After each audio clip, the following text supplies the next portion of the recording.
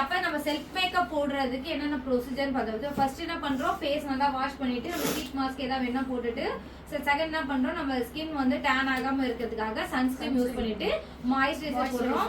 ஆப்ஷன்ல வேணும்னா நம்ம இந்த சீரம் நம்ம நேத்து சொன்னோம்ல, அது தேவைப்படுது நம்ம சீரம் கூட யூஸ் பண்ணிக்கலாம். ஓகேவா?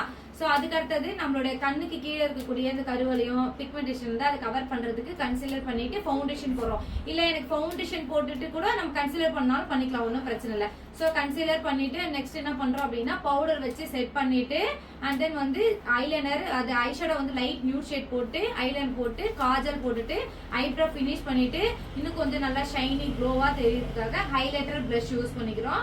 அண்ட் வந்து லிப்ஸ்டிக் வந்து லிக்விட் லிப்ஸ்டிக்ல யூஸ் பண்ணிக்கிறோம். ஏன்னா நம்ம போட்டுட்டு நம்ம வெளியில போகும்போது அது ஸ்டே இருக்கிறதுக்காக லிக்விட் லிப்ஸ்டிக் யூஸ் பண்ணு. ஆனா சேம் நம்மளோட ஸ்கின் டோனுக்கு யூஸ் பண்ணும். ஸோ ஃபைனலா மேக்கப் பிக்சர் வச்சு அடிச்சிடும். ஸோ இப்படி நம்ம மேக்கப் வந்து நேச்சுரலாவே நம்ம ஸ்கின் டோனுக்கு ஏற்ற மாதிரி போட்டுட்டு ஃபினிஷ் பண்ணிடுறோம். நான் சொன்ன மாதிரி உங்க ஸ்கின் டோனுக்கு போட்டீங்க அப்படின்னா உங்களுக்கு மேக்கப் வந்து கரெக்டா வந்துடும். அப்போ உங்க பார்க்கறதுக்கு நேச்சுரலா இருக்கும்.